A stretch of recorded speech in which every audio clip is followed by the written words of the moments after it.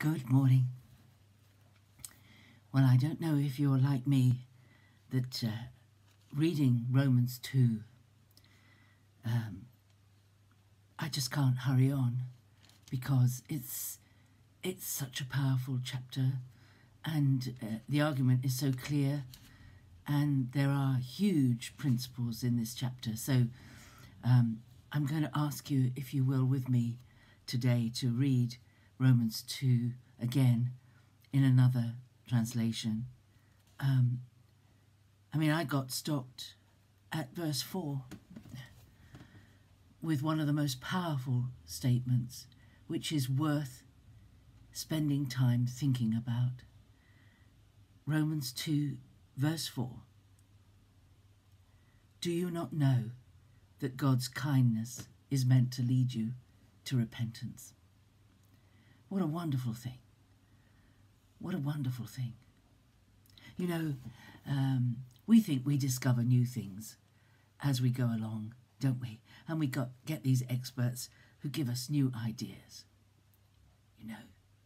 And when we think about children, if you think about children, the Victorians were very hard on their children, by all accounts, it seems.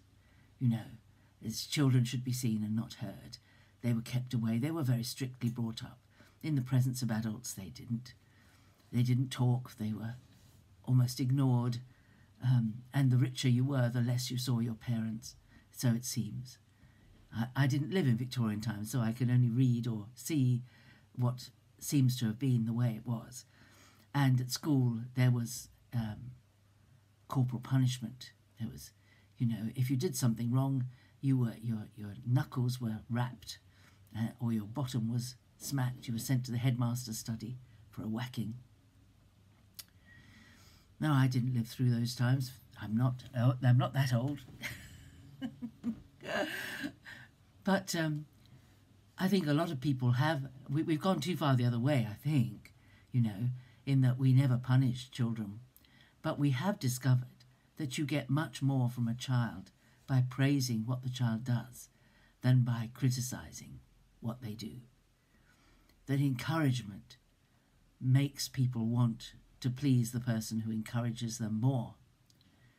And here, this is, you know, there are times in the Old Testament where you can see punishment taking effect. But in the main, this is the heart of God. Do you not know that God's kindness is meant to lead you to repentance?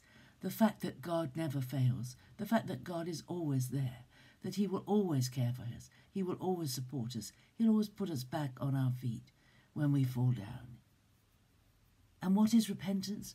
Repentance is turning away from the things that make us sad, from the things that hurt us, from the things that destroy us and bring terrible consequences upon us. You know, God can't prevent us from doing stupid things and following our own wishes and our own desires, because that's our human nature. But when we realize we've gone astray, God's intent is to restore us, not to punish us. No, the evil that comes from the things that we've done in this life come as a result of the enemy having a field day in our lives, not from God punishing us. No, God is the one who shows us kindness, who shows us love, who meets us when we're in the midst of disaster. He meets us and says, think of Elijah running away from Jezebel. And when he stops, God provides for him all the way, and then when he stops, God says, what are you doing here, Elijah? Why are you here? And when he says, I've had a terrible time. Don't you know what Jezebel's been trying to do? She's been trying to kill me. She's tried to get rid of me. I'm not safe. I'm the only one left. And God very gently says to him, no, you're not the only one left. There's loads of people left who follow me. But I've got work for you to do. So he doesn't say, well, I'm not going to use you because you ran away and you didn't talk to me about it and you just did your own thing. No, he says, well, I've got work for you to do, Elijah. I haven't left you behind. I haven't thrown you out because you got scared. God's kindness is meant to lead us to repentance. That is a thought to ponder today.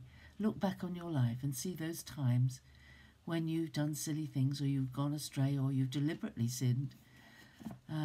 Those times, did God abandon you? Did he not stick by you? Did he not have mercy on you and be kind to you?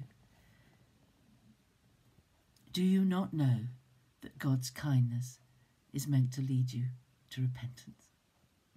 So have a great day reading Romans chapter 2 again, and I'll see you tomorrow. Bye.